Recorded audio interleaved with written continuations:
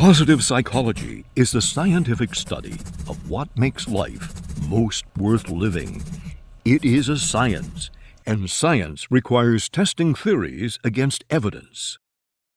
It is not a sequel to The Secret, and should not be confused with untested self-help, fly-by-night motivational speakers, or New Age philosophy. Much of psychology has been concerned with answering the question, what is wrong with you? It has sought to make individuals less miserable, to treat pathology and mental illness. The goal of the positive psychology movement is to make normal life more fulfilling. It asks the question, what is right with you?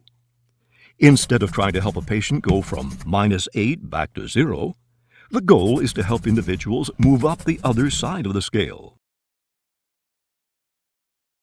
The field is intended to complement, not to replace, traditional psychology. It does not seek to deny the importance of studying how things go wrong, but it does assert that strength is as important as weakness, and that it is just as important to build on the best things in life as to repair the worst.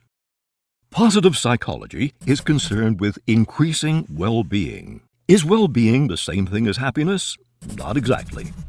Martin Seligman, co-founder of the positive psychology movement, describes well-being as being made up of 5 pillars: positive emotion, engagement, relationships, meaning, and accomplishment. Branches of exploration in positive psychology. The term flow was coined by Mike Csikszentmihalyi, co-founder of the positive psychology movement. Flow is a state of absorption in one's work. It is characterized by intense concentration, loss of self-awareness, a feeling of being perfectly challenged, neither bored nor overwhelmed, and a sense that time is flying.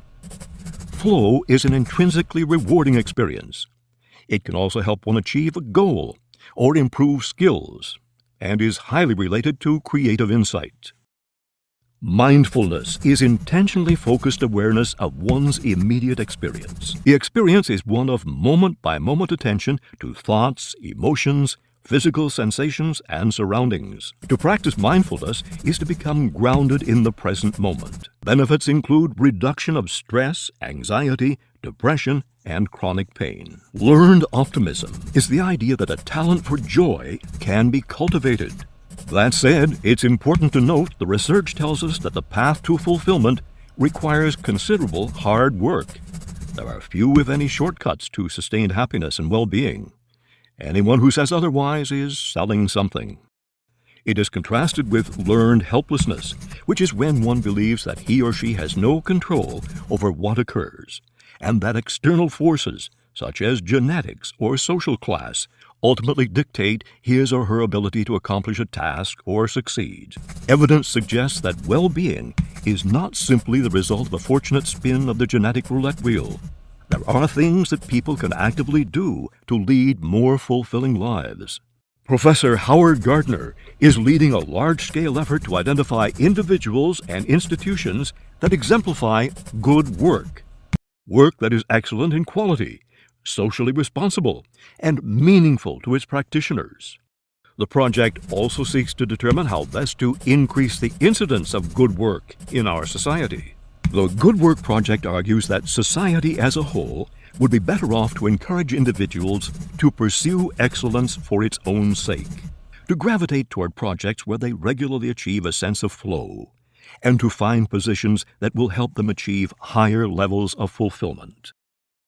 Is positive psychology an easy answer to all of society's problems? No, let's not be naive. But we must ask ourselves, if we applied the tenets of positive psychology to education, business, and government, if we encouraged individuals and communities to build on their strengths, if we focused attention on the pillars of well-being, if we channeled more energy into what makes life worth living, what might be possible?